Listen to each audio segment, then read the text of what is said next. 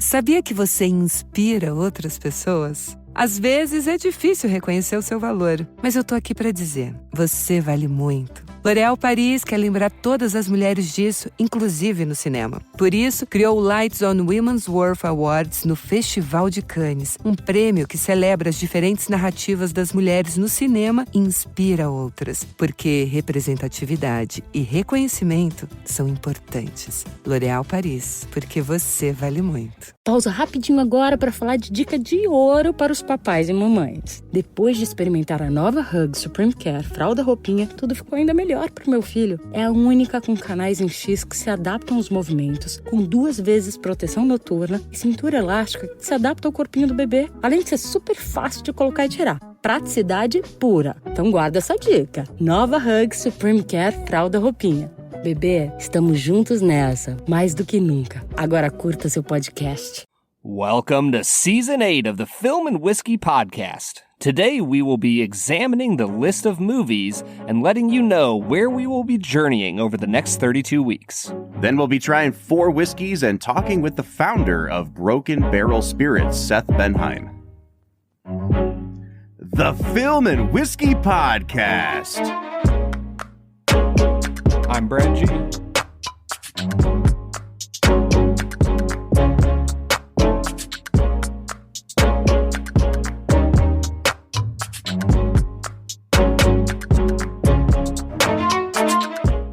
Welcome to the Film and Whiskey Podcast, where each week we review a classic movie and a glass of whiskey. I'm Bob Book. I'm Brad G. And Brad, it is time for us to dive into Season 8. We've taken a little bit of a hiatus here, but we're back, baby. We're shaking off the rust, and we're looking at the next 32 weeks of our lives mapped out in front of us. This podcast has become almost like a yearly marker of sorts. Like anything that you spend 32 weeks doing, that's a lot of time. Mm-hmm. And when it comes to an end and when we start a new season, it feels like a change of the seasons. So for the last 2 seasons, we've been trying something different. We had been theming our movies around director miniseries.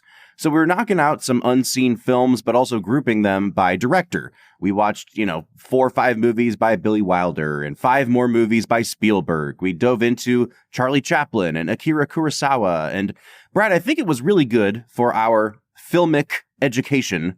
You know what it was not good for? Downloads. Downloads and clicks. And so we said, let's chase that sweet, sweet paper, baby. Let's sell out, baby. But honestly, we did say, okay, let's try a little bit of a hard reset here. What could we theme this next season around that's a little bit more populist, I guess would be the right word. Accessible. And what better way to do that than with the almighty dollar, Brad? Our theme for Season 8 is going to be blockbusters. Money. Oh. Greenbacks. Films that have the word money in their title. Films directed by James Cameron. Yes. Just all of the money. So yes, for the next 32 weeks, what we're going to be doing is going year by year for 32 years in a row and looking at some of the highest grossing films of each year. Brad, we initially started with the idea of let's just watch the highest grossing film of each year. And we realized very quickly that a lot of them have been done already on this podcast. Movies like Forrest Gump, Jurassic Park. Obviously Jurassic Park. We hit the mid-90s and it's just like, oh, we've done like 4 of the top 5 highest grossing for each year, it seems like. Yep. So that kind of immediately threw that to the side. But then when you get into like the mid-2000s, this really concerning trend starts where the highest grossing movie every year is just a sequel to something. And even when the first one wasn't the highest grossing movie. Right. Yeah. I feel like we get into like the mid 2010s and the second Hunger Games movie was the highest grossing film domestically, but the first one wasn't. And so we didn't want to get to a point where Brad and I haven't talked about the Hunger Games at all. And we're going to dive into the second one.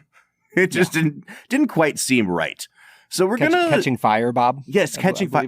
By the way, have you seen the any of them? First of all, yeah, actually, I watched the first one when it came out, and then my wife and I went through and watched the 3 more because they split the last one like they did. They did. So yeah, I have watched all 4 of them. the new one that's in theaters now, the prequel, very good. Really? I liked it significantly more than I thought I would. Yeah. Wow. Yeah, I mean, everybody was pooping all over that movie, deservedly as a cash grab, but hey, at the end of the day, it's only a cash grab if you made a bad movie. It's at least an excusable cash grab when it's good. Yeah. All right. So, yeah, like I said, we're going to be going year by year, and we're starting with the year 1988. Now, the reason that we're going all the way back into the late 80s is so we can end in the year 2019.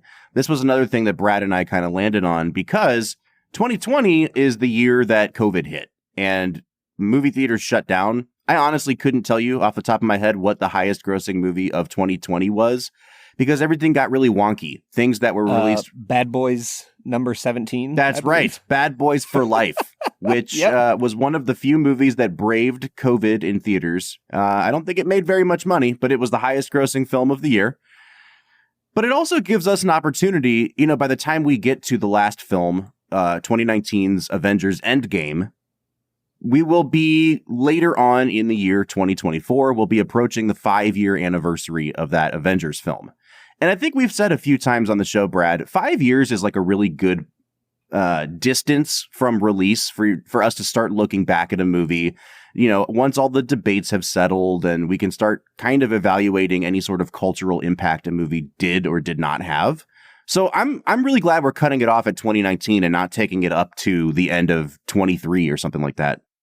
Can I petition that if we find a year that's just really rough and nothing we want to watch, that we replace it with 2022? What was 22? Maverick? Top Gun Maverick, baby. Well, we've already done Top Gun Maverick with Cruisemas Volume 1. We should probably do it again. The revisit. The revisit, baby. So, Brad, how are you feeling about this season overall? I mean, we're getting out of the director mindset. We're getting into the, coke snorting producer, get me a bunch of money mindset. Where's my podcast Coke, Bob? Subscribe to the Patreon at the support our Coke habit level. Oh, man, I am really excited for this year. I think that the director miniseries were a blast. I felt like the first season of it was a little more fun than the second season. Mm-hmm. And I almost solely because there were directors like Edgar Wright in there that just direct really fun, bombastic movies. And the second season, I think, was probably better film on average. But I'm excited to get into some blockbusters, Bob. Me too, man. And we're going to go ahead and dive into the list here. The fun thing about this is that Brad has not seen the list of what we're going to be watching this year. So these are Kept all in the dark, all getting revealed to him for the first time. Now, like I said, Brad, I think that our operative assumption should be if we have not seen the highest grossing film of the year, that's kind of automatically the choice. You know, if we haven't reviewed it on the podcast. Unless it is a sequel where we have not done the first one. Is that fair? Sure. And in that case, we just kind of go down to whatever the first non-sequel is. Or we just pick the movies that we want because it's our podcast. Well, this movie was only the 76th highest grossing of the year, but damn it, wasn't it it was a box office success. Brad, we already reviewed Secondhand Lions. Why are you trying to make us watch it again? Because it was a blockbuster. Now I'm curious what number it was in 2001. It couldn't have been very high, man. I can't imagine that. All right, so let's go ahead and reveal this list, starting with 1988's Rain Man. Rain Man, a domestic, kind of road trippy drama starring Tom Cruise and Dustin Hoffman, was in fact the highest grossing movie in the United States in 1988. Yeah, this is a stellar film, and I am so glad that it is on the list for this year, Bob. I have seen probably this whole movie in bits and pieces on cable television over the years, Brad. I don't think I've ever sat down and watched Rain Man front to back. No. I don't think I have. No. Robert. The best picture winner of the year, the highest grossing film of the year. I don't think I've ever seen it in one sitting. Oh my gosh, dude. The chemistry between my boy Tommy Cruise and Dustin Hoffman is impeccable in this film. Well, I'm very excited, man. I just can't believe like how far we've come as a society, like in the wrong way. When you look back on this, you're like, this is the kind of movie that would be released straight to Netflix nowadays. Mm-hmm. Like this probably wouldn't even get, it would be like, Adam Driver and Jake Gyllenhaal in a movie together, and it would be like a Hulu exclusive. Bro, that movie would slap. That a Rain Man remake with Gyllenhaal and Driver would be Let's freaking stellar. Go. All right, Brad, why don't you take us into 1989? This one should not be a surprise to anybody because it was one of the highest grossing films ever for a long time. Bob, we're talking the Caped Crusader. We're talking about the superhero who has no superpowers. We're talking Batman. Tim Burton's Batman. Very specifically, Tim Burton's Batman. Let's slap that on there. We're not talking about anyone else's Batman here. I have very strong thoughts on this movie. I can't wait to dive into Batman. Have you seen this version before? I have a very distinct memory of my living room being torn asunder as my wife and I were painting. And we had our couch in the middle of the room and our television in the middle of the room. And we were really tired and we ordered, I think, Chinese food. And I was like, babe, we should watch Batman. It's been on my list for a long time. And it was the perfect, way to just laugh ourselves silly at the end of the night. Yep. That is a great way to describe that movie. A film that is near and dear to the hearts of many, elder millennials and younger Gen Xers. Mm-hmm. And that latter generations just poo-poo, including myself. I was going to say, I'm right there with them.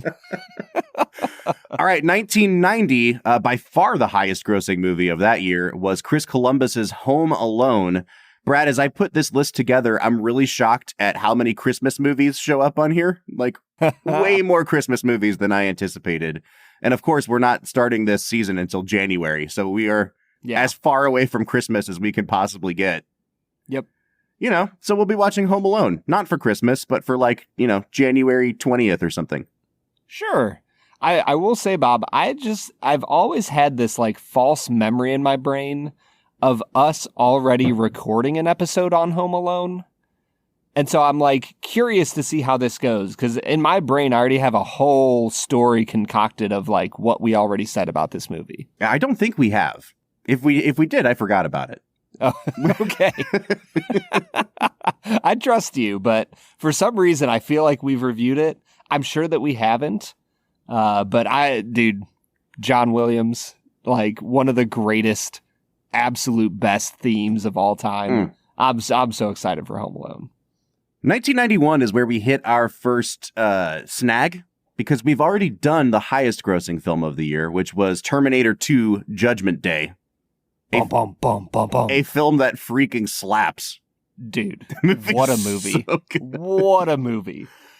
And shockingly, the second highest grossing film of the year is Robin Hood, Prince of Thieves, starring Kevin Costner and Morgan Freeman, a movie that a lot of people who grew up at this time remember seeing. I literally just saw someone posting about this on Twitter yesterday.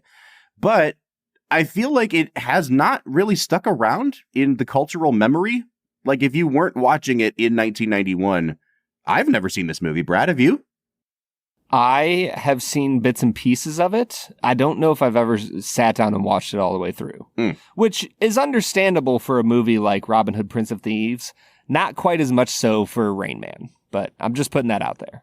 The top 6 movies of 1991, Terminator 2, Robin Hood, Beauty and the Beast, The Silence of the Lambs, City Slickers, and Hook. And I feel like all 5 other movies have so much more cultural cachet today than Robin Hood does. I was just really surprised to see how high grossing this movie was. Yeah, absolutely. There was a power that Mel Brooks had over the domestic box. No. This is not Men in Tights. This is Robin Hood, Prince of Thieves, this is a real Robin Hood movie. Wait, what? Yes. I thought this was Men in Tights. No, this has Kevin Costner in a very serious role as Robin Hood. Oh man, I that threw me for a loop, man. I legitimately thought we were talking. No, we were talking Mel Brooks. That's why I was shocked like, you've seen it. I was like, really? I was like, yeah, sure. Mel Brooks, like, it's a comedy. It makes sense that people liked it. I'm vastly excited. Now that I realize what it is, I have seen like clips of this film, but I've never actually watched any of it. Yeah, me neither. Yeah, dude, this is going to be incredible.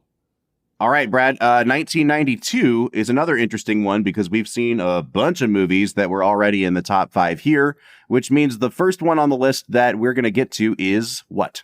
Well, it seems like our choices are Home Alone 2 or Sister Act.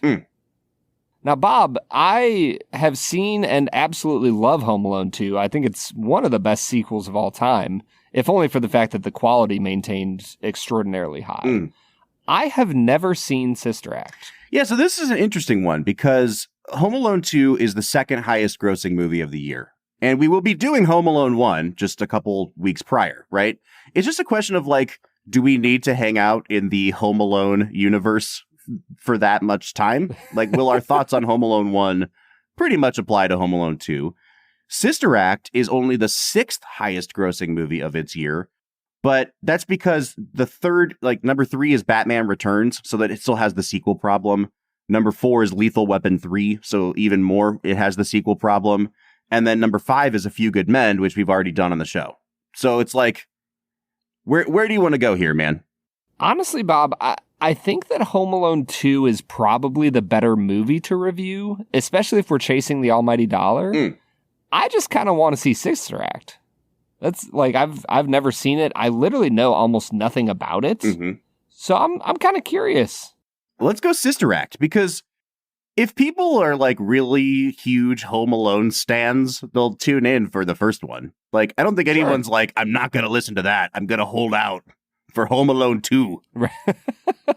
Yeah, you're not wrong. All right, cool. So we're gonna watch the 6th highest grossing movie of 1992, Sister Act. We're doing great. Which leads us to 1993, where, as we've said, we've already done Jurassic Park. What a year.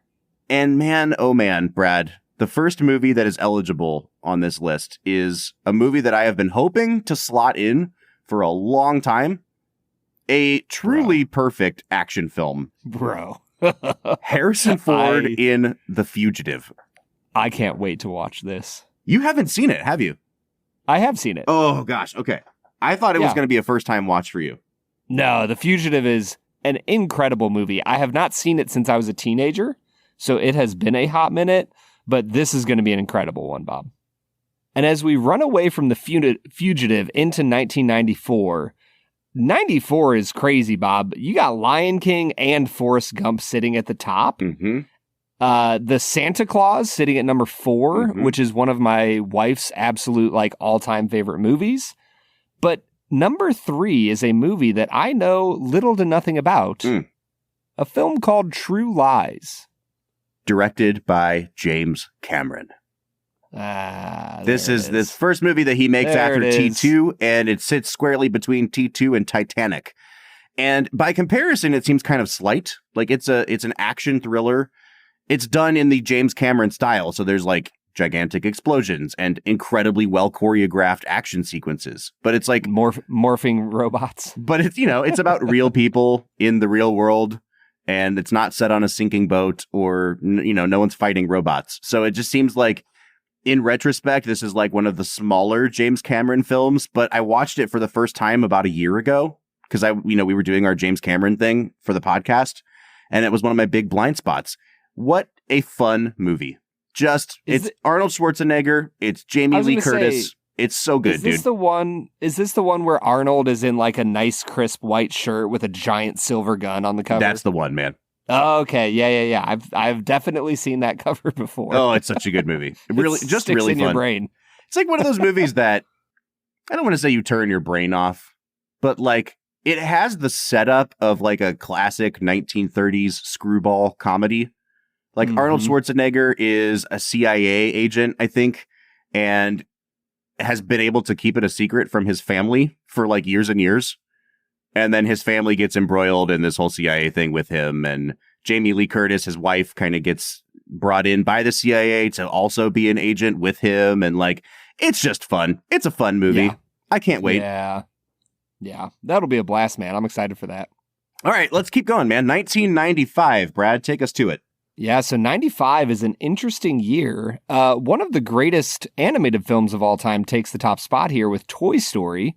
Right behind that, you have Apollo 13. And then we have just an epic battle of mediocrity with Batman Forever, Pocahontas, Ace Ventura, When Nature Calls, and GoldenEye. Mm-hmm. And that's an interesting foursome to choose from. I'll be honest with you, I watched Pocahontas like a year or two ago. Did not like it. Did not enjoy it at all. Yeah, this is an interesting conundrum because like Batman Forever is the third of the Batman movies, like pre-Nolan. You know, it's like Batman Returns. They take a couple years off and then they bring in completely new people to direct. Like Joel Schumacher directs this. Val Kilmer is Batman in this movie. This is the one with the Riddler and Two-Face. So it doesn't really seem like a direct sequel. It's just like a new Batman movie. You know, similar to GoldenEye, which is the first Pierce Brosnan Bond movie. It doesn't really have the sequel problem because James Bond is just a character that gets replaced by new actors every now and then. Yeah. Well, and at this point, they've already set the precedent multiple times over that the Bondiverse can be restarted. Yes.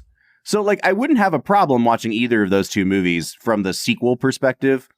Pocahontas is the closest to Toy Story, which is actually, like, the #1 movie of the year. So if we wanted to, like, embrace the spirit of that, I guess we would watch Pocahontas. But to your point, Pocahontas, a truly mediocre film. Yeah. Like, I just really don't care to watch Pocahontas. Yeah, and I just don't want to, like, poop over it for 45 minutes and then have, like, Disney stans angry with me. Now, Batman Forever is a truly terrible movie. Like, just god-awful. I think we could have fun crapping on that movie. So it's really, for me, this comes down to either Batman Forever or GoldenEye. So I'm going to let you take your pick here, man. You know, I think we need to do a pre-Daniel Craig James Bond movie, if only so that we can appreciate Daniel Craig for who he was in the Bond universe. Now, Brad, were you an N64 player? Did you play the GoldenEye game back in the day? Oh, dude, yes. I played the heck out of some GoldenEye. That's what we need. What an incredible game. We need to just implement a segment this season of, like, how good would the video game be? So that we can actually talk about GoldenEye, but then we can also talk about the potential Sister Act video game. That would be a heck of a video game, I'm sure. Knowing nothing about the movie, other than the fact that Whoopi Goldberg as a voice actor would be incredible for a video game. All right, I'm going to try to get us through these next few rather quickly here, Brad. 1996 and 1997, we are watching back-to-back Will Smith alien invasion movies with Independence Day. One of my all-time favorite films, if I'm being honest with you, Brad. Just a preposterous movie that I love so much. Yeah. And then one of the most underrated films of the 90s, Men in Black. Bob, I have not seen either of those movies, and they have both been on my list for an incredibly long amount of time. Like, you've never seen them ever? Ever. Oh my gosh. Ever. Never, ever. I thought that it was like a requirement of being born in the 90s that, like, before you turn 18, you have to have seen Independence Day and Men in Black. Yeah, no, I've never seen them. I know that Will Smith is the star, and I do not know much else about those movies. It's actually, now that I look at these movies, we're doing like back to back space and alien stuff. It's a little mini series. Because 1998, another true banger and classic of the Michael Bay genre, Armageddon, which was by far the highest grossing movie of 1998. Saving Private Ryan, actually maybe Saving Private Ryan was #1 and then it was Armageddon, but there was a huge gap after that. That's what I remember. Yeah, another film I have never seen and has been on my list for a long time. Man. Armageddon. Bruce Willis drilling a hole into an asteroid. Like what? Pure cinema. What more could you ask for? Pure cinema. Does it end with a baby suspended in space? It should. Because I think that's pure cinema. It absolutely should end that way. All right, and then Bob, 1999, Brad. Yeah, I'll let you take this because I don't like this. Yeah, I'm thankful that you didn't put any other movies on the docket because you knew that I wouldn't let you get away with it. We are going to be watching Star Wars Episode 1, The Phantom Menace. A movie that I am truly, truly elated to bring onto the podcast, if only for the fact that I am a pretty devout prequel defender nowadays. I think that the prequels are great movies. I do not think that they're as good as the originals. I think that they are a million times better than the Disney films. I hate this movie, Brad. I hate it. I hate it. So it is awful. And I hear people talk about episode 2, and I'm like, episode 2, just from a narrative scripting standpoint, is like Citizen Kane compared to episode 1. Sucks, dude. It's so bad. Episode 1 is not that bad. I think that episode 1 and 2 are kind of on par for me. Ugh. And then we've already talked about episode 3, but like the first like half to 60% of episode 3 is probably the worst part of the prequel trilogies. But then the last like 45 minutes is like absolutely dead on perfect. So I can't fault it for anything.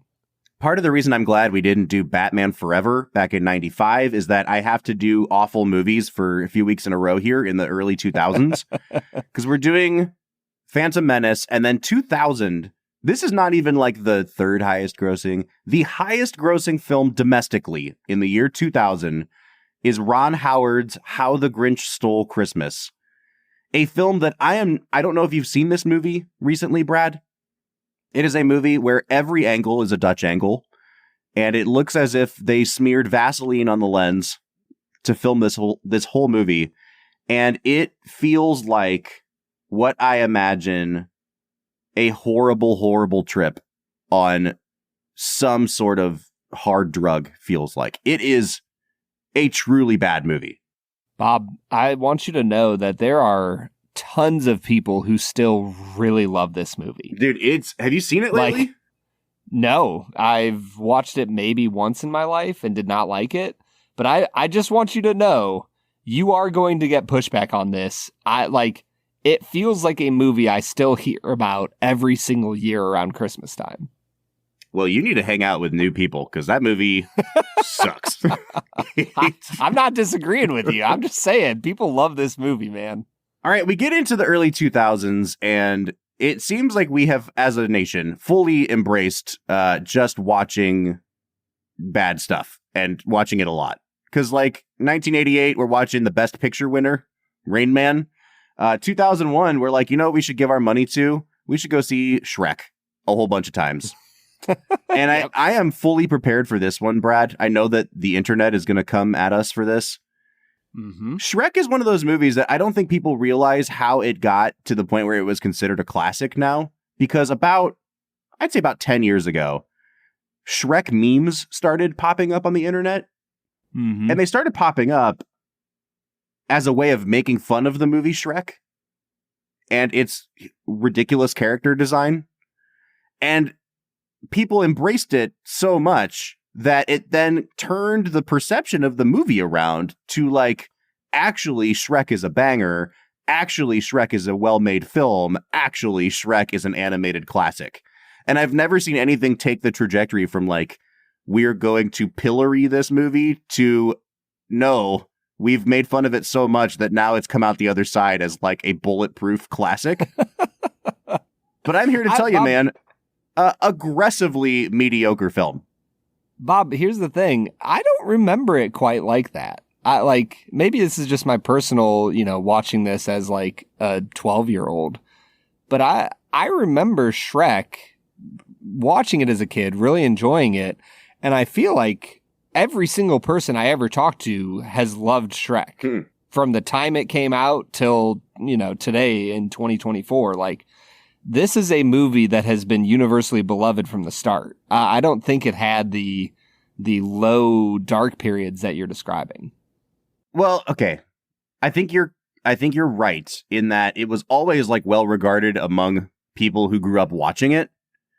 But it's kind of the same thing of like, do you remember a couple years ago they came out with like the 5th or 6th Despicable Me movie, and like all the young kids were dressing up in like suits to go see it?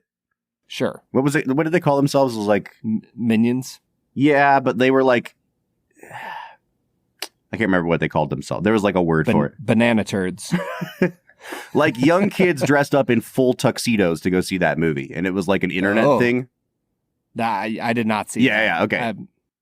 So it's like Despicable Me was a well-liked movie, but there's also this weird internet subculture that started with making fun of Minions and making fun of Despicable Me, and it has since come back around to like, we've made fun of it so much that it's kind of endearing now. And so like Despicable Me is put on this weird pedestal of movies that aren't that good that we now consider like classics of the genre.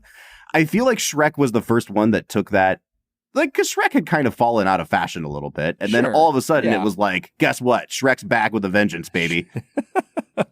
I will leave this into your expert hands, Bob. I spend way too little time on the internet to know about any of these trends. That's a really nice way of you saying I am way too chronically online. I didn't say it, man. Okay, let's breeze through this. 2002 is an interesting one. I'm going to leave this up to you. I already know where you're going to go, but hear me out. The third highest grossing movie of the year, which is the first one that's eligible for our list, is Star Wars Episode 2, Attack of the Clones. Now, it makes a lot of sense to watch it because we will be watching Episode 1, and we've already done Episode 3 back in that season where we just picked random stuff. Right. Attack of the Clones, kind of universally considered maybe the worst of, like, definitely the worst of the prequels, maybe the worst Star Wars movie. And, like, there's just a part of me that's like, we're already doing another, like, 3 or 4 Star Wars movies farther on down the list.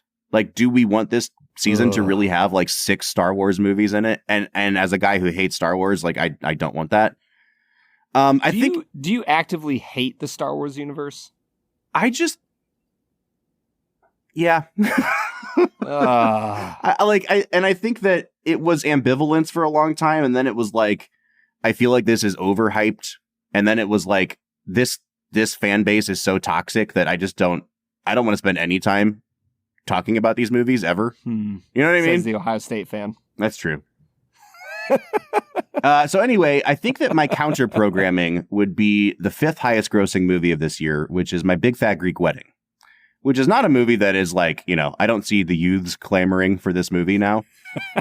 Really? However, I don't know if you remember like what this movie was like when it came out, Brad. It was a sensation. It was an absolute phenomenon because it cost like $2 million to make, and then it made $200 million. It was at the time, it was like this and the Blair Witch Project, I think, were like dollar per dollar the most successful films ever made in terms of like the return on investment. Everyone's mom wanted to see this movie. Like, it was just an absolute phenomenon. And I think it'd be kind of interesting, like, to go back and talk about like why this movie in 2002. I don't think it would get the downloads that Attack of the Clones would, but I think it's an interesting, all right, hey, if we don't want to go full Star Wars, this is another option.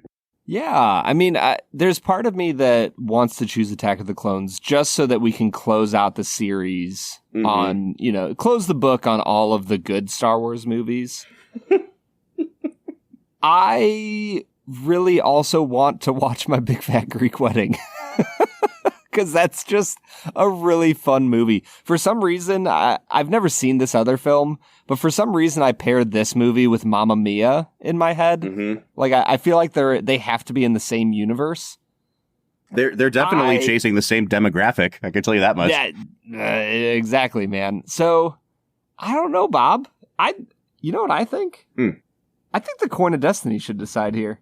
All right, listen. Here's my counter pitch before we bring the Coin of Destiny in. What if we do this? What if we do My Big Fat Greek Wedding here, but we also watch and review Attack of the Clones, and we make it a Patreon exclusive bonus episode? Ooh, yeah, that's a great idea. So if you want to hear us finish out the Star Wars, you know, saga, yes, subscribe to the Patreon. We will do a full episode on Attack of the Clones, but for the public, we'll do My Big Fat Greek Wedding.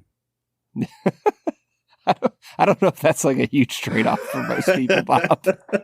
That's like us being like, yeah, Star Wars Episode 5 behind a paywall. Well, I was going to say, would you rather put my Big Fat Greek Wedding behind the paywall? Like, who's signing up for the Patreon to pay money to listen to my Big Fat Greek Wedding? That's true. Yeah, Attack of the Clones, paywall. The almighty dollar. That's right. You got to pay to hear us talk attack. 2003, we're watching Pirates of the Caribbean, the first one. Yeah, it's freaking good. I can't wait to revisit it. It's like 20 years old this year. Yeah, banger, moving on. All right, 2004, the number one highest grossing movie domestically was Shrek 2. Counter-programming, the number 3 highest grossing movie, The Passion of the Christ, a movie that, like, I am not excited to watch if we want to watch that movie, but perhaps no two podcast hosts on Earth are more qualified to talk about that movie now than we are. Yeah, that is very true. And it was a phenomenon, Brad. Yeah, I was going to say that movie was a phenomenon, and B, I'm really interested to return to it and watch it just on its own merits. Mm-hmm. Like I watched it. Yeah, I watched it when it came out. I wept my brains out because I was in middle school. And I'm going to watch it now as an adult and probably cry even harder. But also, I'm just curious to watch it again. Mm-hmm. Like, it's been 20 years since I watched it. Mm-hmm. So, yeah, I think we should do Passion. Lots of fun.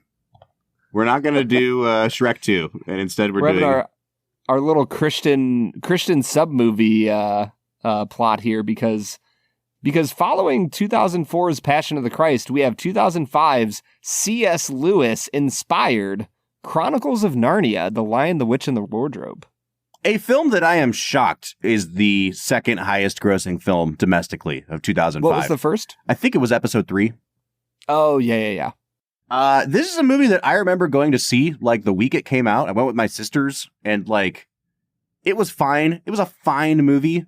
I remember thinking even at the time, like, oh, Disney wants to do Lord of the Rings and they're like not leaning into it hard enough. It's like, how do we do PG Lord of the Rings? And then I remember like not many people that I knew saw this movie. No one really loved it. And yet here we are, second highest grossing film of the year. So where are all of the Narnia people? Because I don't remember meeting you back in the day. Yeah, I mean, I think this is honestly, this was a perfect pitch to capture the Christian demographic and capture the fantasy demographic in a time when the fantasy demographic still didn't have a lot of media catered to it. Like, this is pre-Game of Thrones. It's way before it became super popular to go back and, read things like Wheel of Time, and now there's a television show for it. Like, this was still a time when you couldn't get content like that. And so I think Narnia checked a lot of those boxes, and it makes sense to me. Bob, can I go back and comment on 2003 for 1 second? Sure. So fast. Yeah, we're 2 years past it. Go for it. We could watch Pirates of the Caribbean, or we could go back and watch the number 71 highest grossing film of 2003, Secondhand Lions. It's so funny because I said, 76? And I was just joking. Just barely off. It was right next to the Lizzie McGuire movie. Was it behind the Lizzie McGuire movie? Or yeah. Okay, sure. Man, that's a bad beat if you're Robert Duvall. Oh, man. Yeah, all right, 2006. We can either watch the number one highest grossing film, Pirates of the Caribbean, Dead Man's Chest, or the number 2 highest grossing film, Night at the Museum. I feel like this is just a lose-lose situation. I don't want to watch either of these movies. This sounds horrible. We could just rewatch Children of Men. Oh, call that a day. Yeah, The Departed. That's actually a little bit attractive to me. I'm trying to remember. I will say I remember enjoying Dead Man's Chest when it came out and being confused by Dead Man's Chest when it came out. I think that Night at the Museum is the fun, easy watch here. All right. I like it. Yeah. You know what? Maybe I'll do something. Because my son will be turning 7 years old before then. Maybe I'll do some sort of like watch along with him on that movie and write down his notes and bring my kids' notes into that review as well. I think you should just bring your kid into the review. I don't think my wife is ready for me to put my child on a whiskey-related podcast.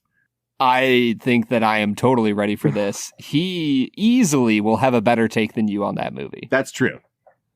It looks like I mislabeled 2007 because I have either Transformers or Transformers as our two options here. Bob, our resident Transformers Michael Bay stan. I really want to watch Transformers, man.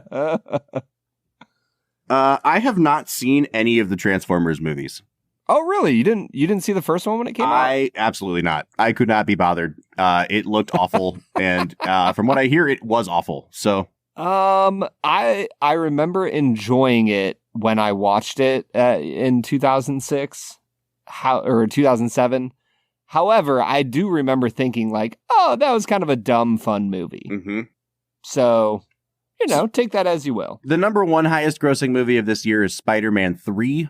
But I'm going to rule that ineligible because we didn't do Spider-Man 2, which, if there's any Spider-Man movie to talk about, it would have been 2004's Spider-Man 2. Yeah, it really would have. Bob, can we watch Spider-Man 3? Because I've not seen it, and I want to watch it.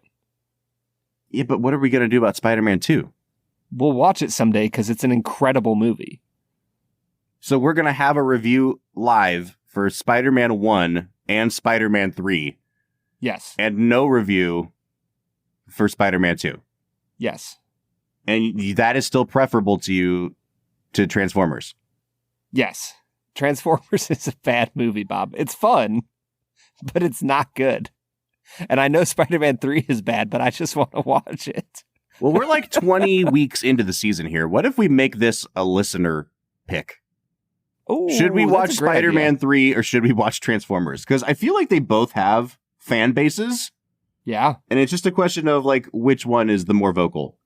Yeah. We'll throw a poll up on Instagram and get your guys' vote because that's a great idea, Bob. Okay, which takes us to 2008. The top two grossing movies are ineligible. Number 3 is Indiana Jones and the Kingdom of the Crystal Skull, a movie that not people watching that truly movie hate. again, Bob. You can't make me. I had never seen this movie until about 3 months ago, Brad. I watched it before they released the new Indiana Jones. Mm-hmm. Not that bad. Not nearly as bad as everyone. Like, it's preposterous. But it's, like, well made. And I think that's the thing is, like, I've seen enough truly bad superhero movies in the interim that I'm like, Steven Spielberg making a movie with a wacky premise is still a million times better than, like, a so-so MCU movie. Sure. So do you just want to take this as an opportunity to poop on the MCU? Kinda. Yeah, I like that. Okay. Yeah, Indiana Jones and the Kingdom of the Crystal Skull it is. It is a sequel, and we haven't done the second or third movie. But I kind of feel like Indiana Jones falls into that Bond range where, like, the stories are not really related to each other. Like, you don't need to see any of them to jump in and understand what this character does. And you know what I mean? Yeah. Yeah. I mean, the third one is the only one that gives you like some backstory on Indy. So yeah, I think that's totally fine, Bob. All right. Crystal Skull it is. And that takes us to 2009, where we either watch Transformers 2 or Pixar's Up. There's only one choice here, Bob. I mean, Up is only the 5th highest grossing film of that year. But given the listener choice that we just implemented, we would end up watching Transformers 2 maybe without watching Transformers 1. Mm-hmm. And I really don't want to do that. So let's just go with Up here. Yeah, I think that's obviously a great choice. And hey, we get to 2010 and we actually get to watch the highest grossing movie of the year. Imagine that, Brad. Wow. Yeah, this is a great premise for the year, Bob. We're watching Toy Story 3, which is... Man, I always thought that it was my least favorite of the 3, even though it had like the most thematically going on.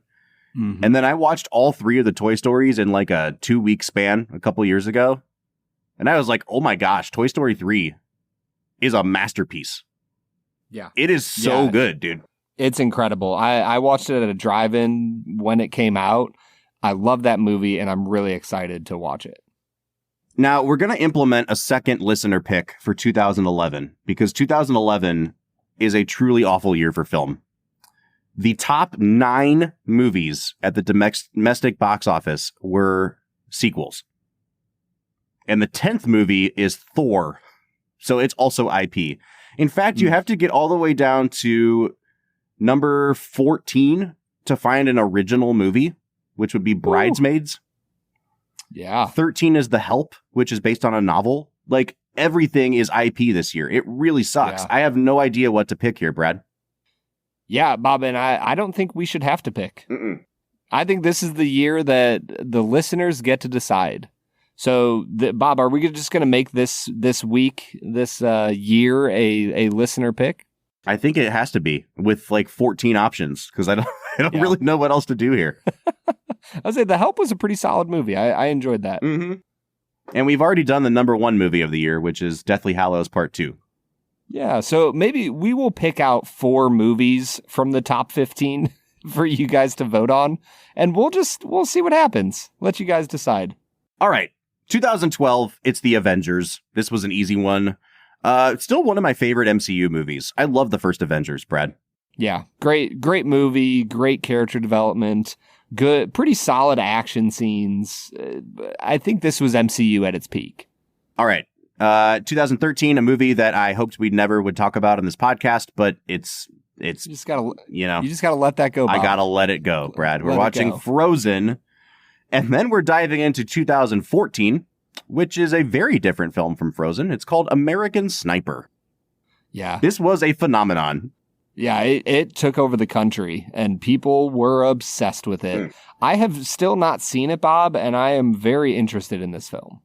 Yeah, Brad, I'm really excited to watch American Sniper. It's an interesting movie, to say the least, to think that... yeah, man, anytime we talk about Clint, there's the questions of, like, is he condoning the violence? Is he, judging, punishing the violence? And then in the context of this movie, it's like you get into some really thorny stuff just because of, like, where it's happening and who's doing it. And yeah, it's a good movie. And it's maybe Bradley Cooper's best performance. Really good stuff. That's interesting to hear. I'm more than anything, I think I'm interested to see Cooper in that. So it'll be a fun week. Well, and then we are finishing out the season with 5 films that I think will probably drive the most downloads and also do the most damage to my soul. Because, like, I just truly could not care less about talking about most of these movies. If I'm being frank with you. Bob, you're like really building up. Remember that this season was your idea. This wasn't me. I didn't push this on you. I liked the idea of, like, the whole meta narrative of the decline of cinema, like from 1988 to now. Like, look what we have become. Now you have to actually, like, participate in the decline. I know. Look what I have wrought upon myself. We're starting with 2015's J.J. Abrams offering, Star Wars Episode 7, The Force Awakens. A movie that, Brad, let's be honest here, it's pretty good. It's a pretty good movie. And I don't think that there's anything more to say, at least at this point, about it. It's just funny, like, as the sequels went on and people liked them less and less, I think this one gets propped up more than it probably should. It was, like, a pretty good movie that, in comparison to at least one of the other sequels, looks like a masterpiece. Yeah. Almost any film looks like a masterpiece compared to Episode 9. So bad. Oh, so bad, dude. See, here's the thing. I walked out of The Force Awakens and I basically said, this movie could be great if the next 2 are incredible. Mm-hmm. But as it stood, it felt like a remake of A New Hope with slightly new characters. Mm-hmm. And if you just take it on those merits, I'd imagine I'll come out in the same place, but who knows, man? That's the whole point of revisiting movies. The year after that, we got one of my favorite Star Wars movies. I mean, I think it's pretty obvious, Brad, to you, a Star Wars fan, that, like, my opinion on Star Wars, it just doesn't matter to you because, like, I like the least Star Wars-y Star Wars movies. And my 2 favorite Star Wars movies, I think Empire is probably still the best made of all of them, but my 2 favorite ones are Rogue One and Last Jedi. And Rogue One, I saw that in the theater, and I walked out of that movie feeling like that's a Star Wars movie. Like, whatever JJ did, well, he played it safe, and I understand why he did that. Rogue One, like, did it for me. Yeah, I mean, the second half of Rogue One felt the most like a classic 1970s and 80s Star Wars movie than anything that anyone has ever put out. It was just so nice to see like well-directed action again. Yeah, no, 100%, man. The final battle, which, you know, as any good Star Wars movie takes up about 30 to 40 minutes of the film, is really incredibly well done. The stakes are established. You know the geography of the fight. It's really well made. I think that the first, I don't know, hour and 20 minutes of the movie are like hot garbage. But that's how I feel about Return of the Jedi and Revenge of the Sith. So maybe this is the most Star Warsy one that Disney has made. All right, 2017. Brad, I'll give you the choice here. Last Jedi is the highest grossing film of that year domestically. You hate that movie a lot. And I still feel like even though it's been going on, 6-7 years since that movie came out, there was so much discourse about that movie that I still don't know if people are ready to revisit it and talk about it again. Yeah. I loved it. Maybe we'll start the trend, Bob. That's what I'm saying. Do you want to talk about it, or do you want to go with the alternative programming, which is the really bad Disney live action remake of Beauty and the Beast? Oh, man. I think that we should do a Marriage Story knockoff where I read a list of all the things I used to like about you before we got divorced over The Last Jedi. And you do the same for me. I think that's a good option. I just don't know if our podcast can withstand a Last Jedi debate. I think it can. I just don't know that we can make an entertaining... Like, we both feel so strongly in each direction. Yeah. That it'll just be shouting each other down, you know? How about this? What if we actually... My Marriage Story joke kind of triggered something for me. What if we actually had, like, you have a 5-minute uninterrupted, you can record it on your own before we even get on. Like, each of us has a 5-minute uninterrupted, here's my pitch why this movie is great or terrible. And then we just discuss that for, 20 or 30 minutes, do a whiskey review, call it a day. Change it up a little bit, see where it takes us, because I don't know if me peppering points in about why I hate the movie as you're trying to pepper points in why you love the movie will make great audio. I like that. All right, so we will do The Last Jedi, and we will allow for 5-minute... It'll be like Debate Club. Yeah, I was going to say, we almost need to get maybe... Like a moderator? Yeah, I was going to say we could get Patrick H. in here, but he likes the movie, so... He does. He'd be on my side. Yeah, he's not a unbiased observer. Yeah, maybe we should find a moderator for that. That would be interesting. All right, 2018, we're watching Black Panther, which I think, Brad, even though you weren't as high on Black Panther as I was, will be a much more harmonious episode than The Last Jedi will. Yeah, I think you could say that pretty safely about almost any other episode we've ever done, Bob. And then 2019, we were watching what was, what still might be, the highest grossing film of all time, Avengers Endgame. Yeah, that movie it made is a a film. lot of money, Bob. It sure did. It sure did. I really liked Infinity War a lot more than I liked Avengers Endgame, and I think that I will bring up that point many, many times throughout our 2019 episode. What year did Infinity War come out? Was that like 16 or 17? No, it came out the year prior. It came out the same year as Black Panther, but Black Panther made more money. Yeah. Yeah. Okay. Yeah. So there you go. Here we are, Bob. We did it. We did it. We chased the almighty dollar, and man, oh man, did we reap what we sowed. Well, we haven't reaped it yet. Reaped it yet? It has not been reaped. It has not been reaped. Man, we are really... Yet. Dude, the last 5 movies of the season. Disney. Yeah. And not even good Disney. No. Ugh. Freaking Disney. Oh, Bob, you did it. We did it, man. Here's the thing. 2019 actually had some really solid movies in that year. Like, we're talking Jojo Rabbit, Ford versus Ferrari, Marriage Story. Am I right? Was that 2019? Yep.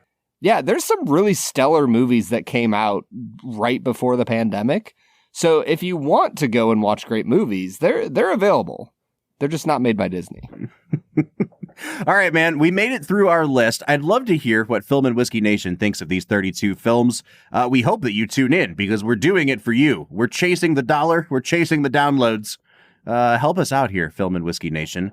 But Brad, before we get out of here for the day, we need to drink some whiskey. We're trying a few whiskeys with our friend Seth Benhaim from Broken Barrel Spirits. So what do you say we throw over to that interview now? Let's get to it.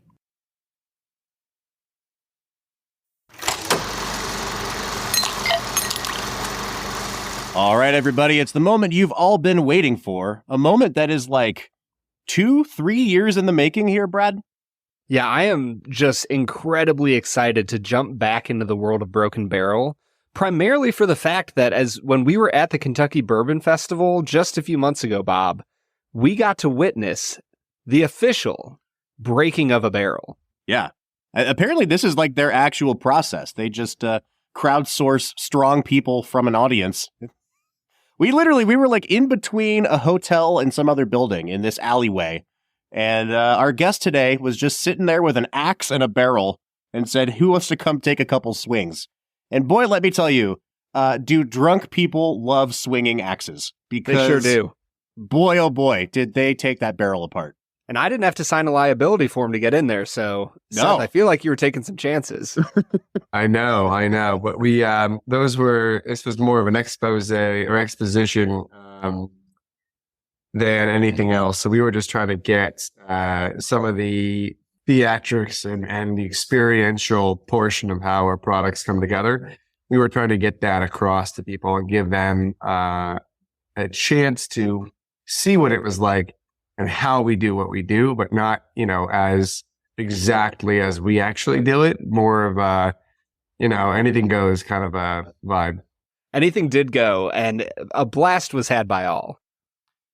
We should say up front, the voice that you're hearing on the other end of the line here is our friend Seth Benhaim of Broken Barrel, who we have not had on the show since, I believe, 2020 or early 2021. And I have been hearing more and more great things about this company, a company, Brad, that we raved about back in the day of this podcast. But in speaking with a couple people in the know, I've come to understand that their whole core line has been reintroduced, revamped, reimagined. I don't want to say improved because it was really, really good. But we're here to walk through the core line of Broken Barrel with Seth today. And I'm just really, really excited, man. Well, you could definitely say it improved. It's okay. It got better. I was going to say, I liked the other stuff. This stuff is better. This is like, I'm so excited to get into it tonight. In true Film and Whiskey fashion, Brad has already drank the whiskeys, and I have been waiting patiently to crack them open. So I'm going to be sipping them live as we talk through this core lineup with Seth. Seth, I'll let you call the shots here. We've got 4 samples in front of us. We've got a 95 proof small batch. We've got the 100 proof Americana, the 105 Heresy, and then there is a 115 cask strength. I'm assuming we're not going to start with the cask strength, but if you want to lead the way, walk us through this core line here.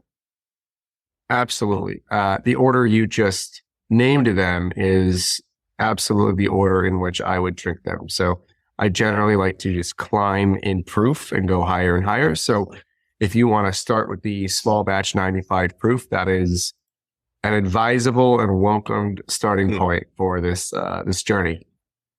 Man, Brad, even as I'm nosing this one, this is really beautiful. Right off the bat, I mean, it's classic bourbon notes. Like you get some vanilla, but then I get a burst of like melon on this one. I was really surprised. I wrote down cantaloupe here. And there's a little bit of banana, which is a note that I love and that we never, ever get on bourbons. So This is already like in rarefied air for me. Yeah, I was going to say, I didn't quite get the melon note, but banana was literally the first thing that I wrote down. I got banana. I got some like more like mixed berry, raspberry, blackberry type notes, and a decent amount of caramel here. And Bob, I've seen you've moved into the palate. This is so good. Thank you guys. Nothing else needed to say. This is so good. Full stop. I was going to say we're really proud of this product, and certainly it's been our staple, our go-to. It's the first product we ever launched, and it has not changed. And it's idea and its kind of core principle, which is our oak bill.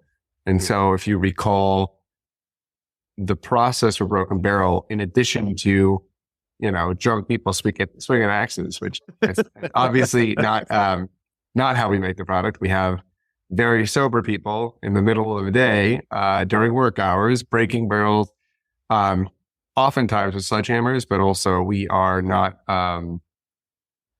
strangers to using an angle grinder to cut off the rings and break the barrels in a efficient and practical fashion and a safe fashion, and to expedite the process. So we do that, and in doing that, we are able to extract all these different staves from different types of barrels, and we combine them with one another using different staves from different barrels in tandem to all be lowered into the tank where the whiskey is dumped, and we call that our oak bill. And we'll actually list out on every bottle the composition of the different barrel staves to one another, the ratio.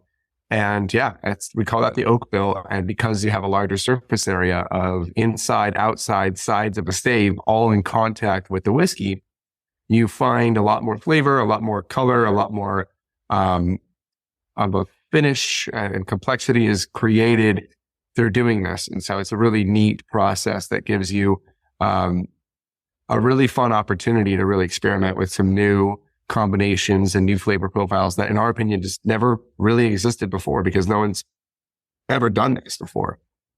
I was going to say, I'm super curious what the testing process for this looked like. Like at some point, one of you had to say, hey, we're going to try this thing where we put it in a giant vat and break up barrels to put in there.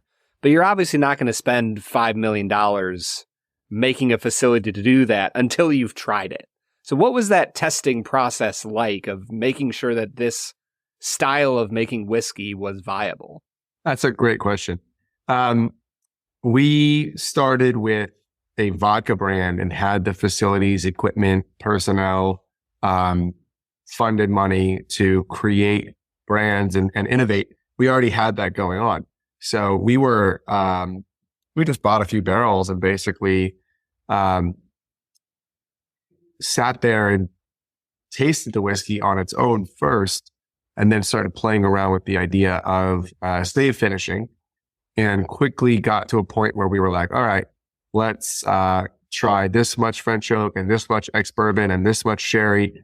We tried a third. We tried, 25, 25, 50, and we tried, but we ended up on a 20, 20, 40, a 40, 40, 20 oak bill for several of our core whiskeys because we liked having a hint of something sweet. In this case, the sherry cask. In the case of the Americana, it was our apple brandy cask that provided a sweet balance and backbone to the whiskey. But then you had very, strong wood flavors, caramel, vanilla. All of that was coming from things like French oak and ex-bourbon barrel. So that was where we were able to experiment, was having blending tanks and having the space, the licenses, all those things. We weren't just kind of like woke up one morning saying, I want to do whiskey and I'm going to buy all this stuff. All we had to buy was the wood and the barrels at first, and we used the rest of the equipment we already had. So I'm curious then, and I've just poured out the Americana. You said apple brandy barrel, and that immediately gets me excited. But when you're looking at a similar type of whiskey, so your bourbon at 95 proof, your bourbon at 100, what's your control? Are you using the same mash bill and just adjusting the oak staves, or is there variance even within the mash bill on these? The mash bill for all of our bourbons is a 70 corn, 21 rye, 9% malted barley. It's all 2-year-old, 3-year-old, up to 4-year-old whiskey that is blended after being aged and then finished after being blended or mashed, however you want to call it. And they're all from the same place. They're all from Owensboro, Kentucky. So, we have a very small room for variance when you have 20, 30, even 40 barrel batches being batched together. And then in the case of the Americana, which you're about to try, Bob, that is going to be a blend of MGP light whiskey and that Kentucky straight bourbon whiskey. Mm. So in combining those two whiskeys, you have much older American whiskey blended with the, younger, but very flavorful, very full-bodied bourbon whiskey, which obviously that new charred oak is doing a lot of heavy lifting and giving bourbon those wonderful, wonderful characteristics. And the stuff in Owensboro, now you're 2 hours southwest of Louisville, which is another, 2 hours from, hour and a half from MGP. So you've moved almost 4 hours southwest from where most of the barrels at MGP are aging. So that's slightly different OR, slightly different effects. The rick houses are much older and are much smaller on the storage, pallet stored in a pretty modern, pretty new rick house at MGP, whereas the warehouses in Owensboro, not only are they older, but they're brick versus stainless steel, aluminum, whatever they're using on the walls. So they're just different types of storage, right?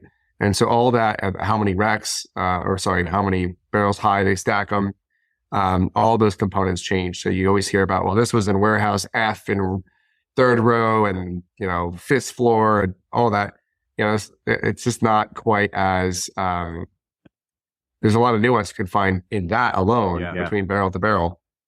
But obviously when you're going 4 hours away from where the mother load of bourbon and whiskey is coming from for independent brands, I should say, that are buying from MGP, you're going to find variance for sure. No question. Well, and that's part of the reason I asked the question too, is I think that a lot of people, when they see, a company has 3 bourbons in their core line at these 3 proof points, they just assume it's the same mash bill and they're just releasing it at 3 different proof points. And what I love about you guys is that there is like some pretty wild variance between each of these expressions. And, Brad, my personal, my flavor wheelhouse that I like to live in, this 100 proof, I'm like, oh, I could drink this all day, And it says a lot about my increasing tolerance to higher proof whiskeys, that I'm like, oh, this is an easier sipper than the 95 proof, I was gonna say, Bob's preferred wheelhouse is like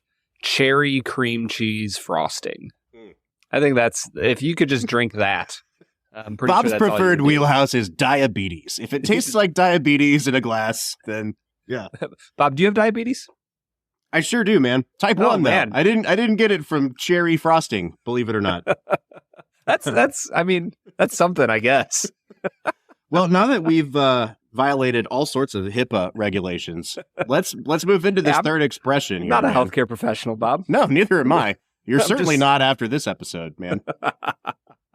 Brad, I think this third one is calling your name. Why don't you introduce this heresy? Yeah, so this is Broken Barrel's Heresy Rye. It's coming in at 105 proof, which means it's starting to get into that proof point where I feel like you get a lot of flavor and viscosity balanced really beautifully. And yeah, Seth, I already drank this, and I can tell you, this is my favorite of the 4. I just think there is so much ability with rye to give the customer just this explosion of flavor. Like, there's a lot of caramel and almost like a vanilla extract on this. There's oak and black pepper. I got like an apple pie crust throughout. There's so much flavor going on, but it's all undergirded by this really beautiful pop of rye spice. And I can't say enough about this Heresy Rye. Nothing wrong with that. I'm very happy that this is your favorite, because it is by far and large, one of our favorites throughout the entire portfolio, limited edition and core and everything in between, including single barrels we've done for folks. So I'm with you, Bob, on what you were saying, where, you're not getting 3 different proof points of the same thing, which sometimes I get that from some of the core, like Old Forester. This is from this warehouse and this proof, and that warehouse and that proof, but they're relatively the same age and same mash bill. You're just paying different prices for different proof points, and that's kind of an interesting thing. But you have a bourbon, which is the 70-21 9 mash bill, and that oak bill. Then you have a blend with a totally different oak bill, totally different mash bill, as a result of the blend and different age of the whiskeys involved. Then you're on to rye, which has no corn whatsoever. Same location, same age, same oak bill, but you've replaced the base of it with a bourbon now you've got a rye, and you've got a higher proof point. So the proof changed and the type changed, but the rest of the components are the same, but you have a wildly different whiskey. Like, not anything about them is really the same in the glass, with the exception of the fact it was influenced by 40% French oak, 40% ex-bourbon, and 20% sherry cask. So you do get a bit of the underpinning of that bourbon cask, which might be the only through line, and you get some of that vanilla that makes its way in with some of the rye spice. And so you do get a little bit through line there by having the bourbon barrels that held the small batch then being broken, not only to go back into the small batch, but also into the heresy. Well, Brad, if there's one thing I love doing, it's absolutely sprinting through 4 high-proof whiskey samples. But we're landing on this last one. And as I recall, my favorite of the last time we tried Broken Barrel was this cask strength version. Mm-hmm. Seth, I'm really curious, as much as you are able to reveal about the process here, when we talk about this core line being revamped and improved, did you go back to the drawing board with all of these? Did you find that some of them didn't need so much tweaking as others? And specifically, like, I have not tried the cask strength yet, but like, how different is what's in my glass today than what I tried 3 years ago on this expression?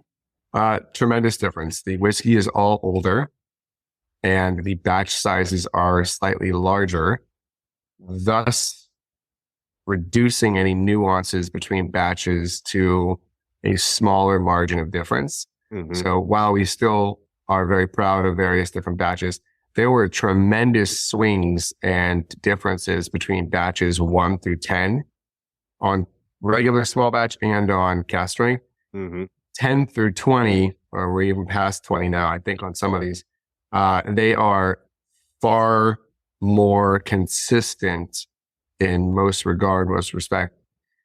Some have aged with the staves, finished with the staves for longer than some of the other batches. So there is always some nuance, but yeah, I think there's a tremendous increase in quality from the old packaging to the new packaging. Even though I tried some of the old packaging on a different podcast with a different group of guys recently, and it was the first time I think in the last 6 or 9 months that I'd really gone back and tried one of the old packaging ones. It wasn't bad, man. It was not bad for a younger whiskey. I think the batches were smaller, so there was a little bit more variability there and variety of flavors and components that kind of shine through. Yeah. There was a little bit more harshness and spice to it because I was drinking a 116 proof. I'll say this about the cask strength. Whatever we did before was earning silver medals, bronze medals, high 80-point scores. We changed the recipe and formula to do the older, larger batches, so older whiskey, larger number of barrels. And whatever we did worked because this year we won 94 points on the cask strength. We got the best Kentucky finished bourbon at the World Whiskey Awards. We were named the most innovative whiskey company in America for 2023. We're an icon of whiskey now, forever and always. With American Whiskey Magazine, we were recommended by Peggy No Stevens in American Whiskey Magazine. We outscored probably like half of the major craft brands you know and think about today. We outscored Green River, who gave us the whiskey. We beat them in the same magazine on the same page. Our small batch beat their small batch, and our cask strength beat both by a fair amount, over, call it 5 points. So this whiskey has done phenomenally well, 93-point scores and even the rye, 5 times 93-point scores. It was named the best rye whiskey for a Manhattan by the Beverage Testing Institute. And it was also named double gold San Francisco World Spirits Competition, which is one of the big ones. Yep. So the rye whiskey's more awarded, but the cask strength is the best awarded. So, the fact that you have all that memorized is like, it's like when someone comes to my table at a restaurant and they can like list off every product in their fountain beverages. But, I love that you are wearing it and owning it. And You deserve to, man. When you guys came on the first time, Brad and I have tried a lot of companies that have really young whiskey, and they try to mask the youth with some fancy gimmick. And I won't name names, but our very first interview that we ever did on this podcast was a whiskey company located in Cleveland. Figure that out for yourself. And yeah, man, not great stuff, you know? And so when we first heard about Broken Barrel, we're like, is this another one of these gimmicky things? And we got the stuff and we're like, we said it on the air, Brad. You know, like, we're not ashamed to say this on the air. For the age of the whiskey, especially at the time that we got it, it was by far the best finishing process we've ever seen on whiskey that young. And now that especially now that you're using older stock and larger batches to minimize those sort of aberrations in between each batch, like, it's fantastic stuff. And you guys are doing it the right way. And I mean, Brad and I couldn't be happier to see the way things have expanded and exploded for you.